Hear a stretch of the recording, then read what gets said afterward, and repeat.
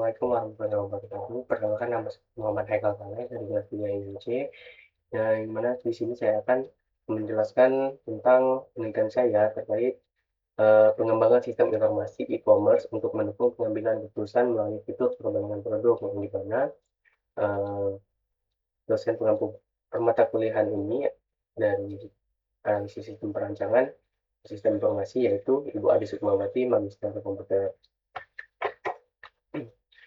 Eh, jadi kita masuk ke latar belakang terlebih dahulu, yang dimana masalah utama yang melatar belakangi penelitian ini adalah fenomena information overload yang dialami konsumen saat berbelanja daring atau online. Konsumen sering merasa bingung karena banyaknya variasi spesifikasi produk yang tersedia. Dan saat ini, konsumen harus membuka banyak tab browser secara bersamaan untuk membandingkan harga dan spesifikasi teknis secara manual. Proses ini kita bisa bilang tidak efisien, memakan waktu lama, dan seringkali menyebabkan keraguan dalam konsumen mengambil keputusan. Berdasarkan kendala yang sudah saya paparkan tadi, penelitian ini berfokus pada bagaimana merancang antarmuka e-commerce yang mampu menyajikan perbandingan spesifikasi produk secara efektif dalam satu tampilan layar. Dan juga tujuannya juga menghasilkan rancangan sistem yang memudahkan konsumen mengevaluasi alternatif produk secara apple to apple. Dan dengan fitur ini diharapkan proses pengambilan keputusan pembelian menjadi lebih cepat, objektif dan akurat tanpa perlu lagi melakukan pencatatan manual. Sebelum itu, kita harus ketahui dulu bahwa penelitian ini dibangun di atas 3 konsep utama. Yang pertama, e-commerce sebagai media transaksi elektronik. 2, konsep sistem pendukung keputusan atau SPK, yang dimana sistem ini bertugas untuk membantu pengguna memecahkan masalah pemilihan alternatif. Dan yang terakhir, metode waterfall, yaitu model pengembangan sistem yang digunakan dalam penelitian ini. Metode ini dipilih karena pendekatannya yang sistematis dan terstruktur, mulai dari analisis kebutuhan, desain, hingga pengujian. Dan juga uh, dari sistem ini mempunyai batasan sistem ya, yang dimana penilaian ini dibatasi pada pengembangan logika dan antarmuka fitur perbandingan produk berbasis website yang menampilkan spesifikasi secara side by side untuk mendukung pengambilan keputusan. Data produk yang digunakan secara manual oleh admin tanpa menggunakan API eksternal secara real time, dan fitur transaksi pembelian yang disediakan hanya berupa simulasi pemesanan tanpa integrasi dengan sistem pembayaran atau payment gateway yang sesungguhnya.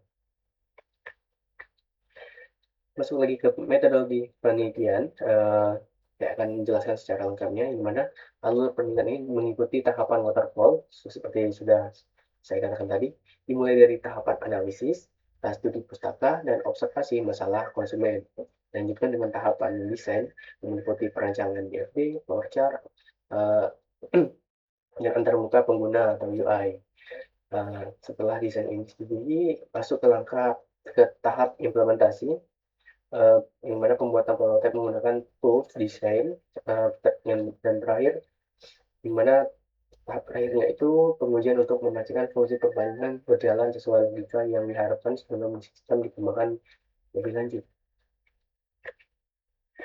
Oke, sini saya mempunyai diagram konteks yang akan saya jelaskan terlebih dahulu, di mana bisa dilihat di gambar di samping ini. Diagram konteks ini menggambarkan ruang lingkup sistem secara global yang berpusat pada proses sistem informasi e-commerce, di mana sistem ini berinteraksi dengan dua entitas eksternal utama, yaitu pembeli berada di atas gambarnya, dan juga ada admin yang berada di samping sistem itu, di mana pembeli ini memberikan input berupa kata kunci pencarian dan permintaan perbandingan produk, serta menerima informasi spesifikasi sebagai output. Sementara admin bertugas memberikan input data produk yang terstandarisasi untuk memastikan keakuratan informasi yang ditampilkan oleh sistem.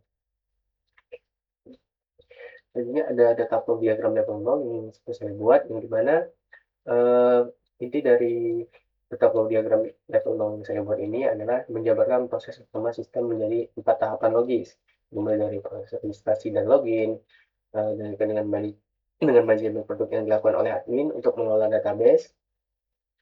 Dan inti dari sistem ini lebih tepatnya terletak pada proses perbandingan produknya. Yang bisa kita lihat ada di bagian tengahnya, di mana sistem perbandingan produk ini menarik data spesifikasi dari penyimpanan data atau data store dan mengolahnya menjadi tampilan side by side. Nah, dan juga alur ini memastikan pengguna mendapatkan informasi perbandingan tanpa perlu melakukan pencarian manual yang berulang. Selanjutnya kita masuk ke flowchart-nya, yang dimana flowchart ini menjelaskan logika validasi yang berjalan di balik fitur perbandingan. Alur dimulai saat pengguna memilih dua produk atau lebih untuk dibandingkan. Nah, sistem ini kemudian melakukan pengecekan otomatis apakah kategori produk tersebut sama. Eh, di mana logika ini penting untuk memastikan perbandingan bersifat apple to apple. Kategori sesuai misalnya laptop dibandingkan dengan laptop ataupun tas dibandingkan dengan tas, maka sistem akan menampilkan tabel perbandingan spesifikasi. Namun jika berbeda, sistem akan menolak permintaan tersebut untuk mencegah kebingungan informasi. Yang terakhir, ada visualisasi dari sistem, di mana untuk visualisasi yang pertama itu adalah tampilan penggunanya. Hasil penelitian ini adalah antarmuka halaman perbandingan, yang seperti yang terlihat pada gambar di samping. Sistem menampilkan dua produk secara berdampingan atau side by side.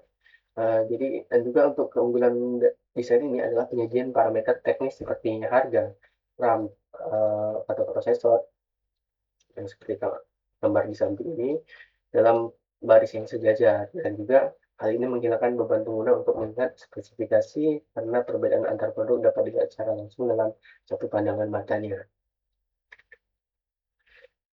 Dan yang kedua itu ada visualisasi sistem adminnya. Nah, untuk mendukung fitur perbandingan produk yang akurat, kita harus merancang juga halaman admin dengan formulir input yang terstandarisasi. Nah, admin ini menginput data berdasarkan kategori spesifikasi yang sudah ditentukan sebelumnya. Validasi input ini sangat krusial untuk mencegah ketidaksamaan format data.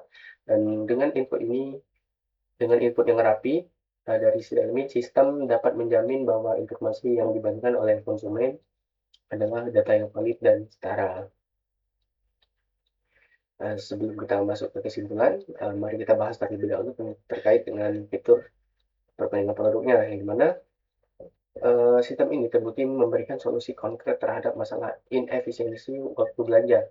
Fitur perbandingan produk mengubah perilaku evaluasi konsumen dari yang sebelumnya subjektif dan manual menjadi objektif dan berbasis data yang ada.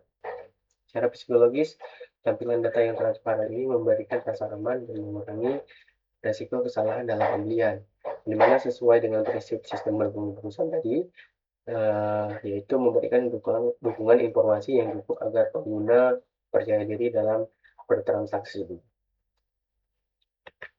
Oke, kita masuk kesimpulan. Jadi perancangan ini berhasil menjawab kebutuhan transparansi informasi produk. Metode waterfall efektif menghasilkan. Oke, kita masuk ke kesimpulan, yang dimana kita ambil dari slide sebelumnya lagi, di mana perancangan sistem ini berhasil menjawab kebutuhan transparansi informasi produk dan metode waterfall yang efektif menghasilkan alur sistem yang logis dari hulu sampai ke hilir.